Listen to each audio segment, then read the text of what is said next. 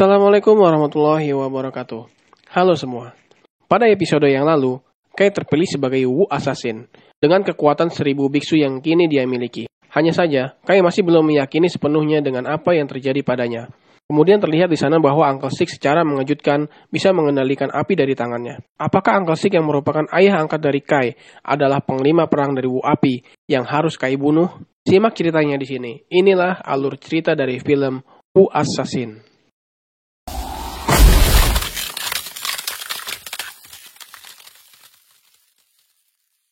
15 tahun yang lalu di San Francisco, Kai, Tommy, dan Jenny sedang bersenang-senang di tempat pembuatan tato. Dari sini dapat kita lihat bahwa kedekatan mereka sudah terjalin sejak lama. Kemudian datanglah Uncle Six menjemput Kai. Kai dibawa ke sebuah tempat, yang di tempat itu ada ayah dari Uncle Six yang merupakan ketua dari geng Triad pada masa itu. Kemudian Kai diminta untuk membunuh seorang pria yang ada di situ, sebagai bentuk pendidikan dari geng Triad. Kai yang memiliki jiwa yang bersih dan naluri yang baik tentu saja tidak bisa melakukannya. Kemudian Uncle Six menolongnya dengan merebut pistolnya, lalu membunuh pria itu. Dan film pun dimulai.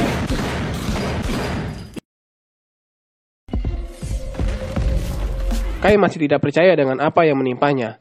Sambil mengingat potongan-potongan kejadian yang menimpanya kemarin, Kai mengasah kemampuan memasaknya di rumah. Tiba-tiba pengawal pribadi Uncle Six datang menjemput Kai dan membawanya kepada Uncle Six. Sesampainya di sana, Uncle Six meminta maaf pada Kai dengan ulah anak buahnya di tempat tinggalnya kemarin. Kemudian Uncle Six bertanya pada Kai, siapa pria botak yang menolongnya kemarin? Kai mengatakan padanya kalau dia tidak tahu. Padahal pria botak itu adalah dirinya sendiri yang muncul dan menyatu dalam diri Kai, karena kekuatan 1000 biksu yang Kai miliki. Lalu film dilanjutkan di garasi mobil milik Lee. Kai meminta bantuan pada Lee untuk memperbaiki truk makanan miliknya yang kemarin pecah kacanya. Tiba-tiba Kai mendengar suara perempuan memanggilnya, dan tiba-tiba saja Kai sudah berpindah tempat dan berada di dunia lain yang berbeda dengan dunia aslinya. Di sini Kai bertemu dengan perempuan yang kemarin menolongnya dari lilitan naga. Kemudian perempuan itu memberitahukan identitasnya, bahwa dia adalah Yin Yang. Kai diminta untuk melatih dirinya agar kemampuannya meningkat, dan sudah siap ketika menghadapi para panglima perang Wu. Kai malah semakin keheranan dengan hal itu, karena dia tidak mungkin bisa melakukannya, sebab orang akan tahu saat dia menghilang ke dunia lainnya.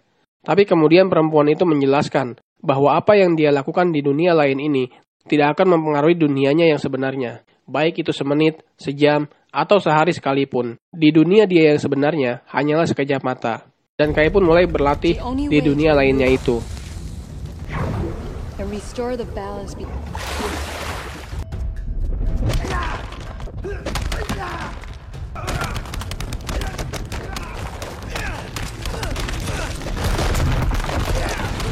Kemudian film berpindah lagi ke dunia yang sebenarnya.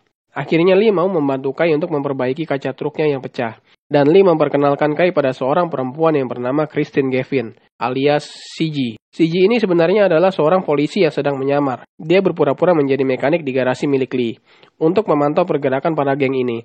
Karena dari penyelidikan polisi, Lee ini adalah seorang spesialis pencuri mobil-mobil mewah, dan dia punya hubungan khusus dengan para anggota geng Alec McCloud. Kemudian mereka berdua pergi ke sebuah bengkel barang-barang bekas, dengan maksud mengambil spare part yang sudah mereka pesan sebelumnya.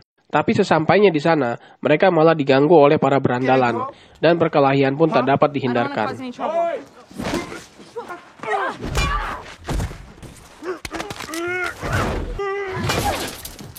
Karena tidak ingin ada kekacauan di tempat bisnisnya, sang pemilik bengkel pun melepaskan tembakan ke udara, sebagai bentuk peringatan agar mereka tidak mengacau di tempat bisnisnya. Dan akhirnya mereka pun pergi tanpa membawa hasil.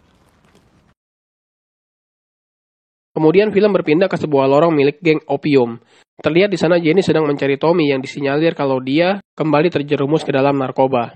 Dan benar saja, di sana Jenny menemukan Tommy dalam keadaan kacau. Lalu Jenny bermaksud membawanya pulang, tapi para penjaga lorong menghalanginya, hingga akhirnya perkelahian pun terjadi, dan Jenny mengalahkan mereka semua.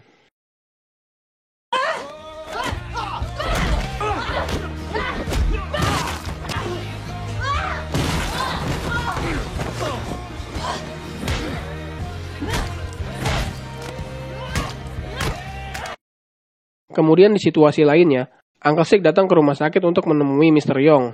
Uncle Six memaksa Mr. Yong untuk memberitahukan siapa pria botak yang menolongnya kemarin. Lalu Mr. Yong pun mengatakan, Wu Assassin. What aren't you telling me, Francis?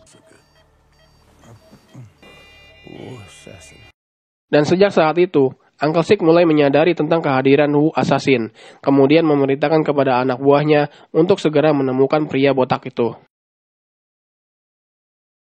Selanjutnya di dunia lainnya Kai, di bawah bimbingan Yin Yang, Kai mulai memahami perannya sebagai Wu Assassin.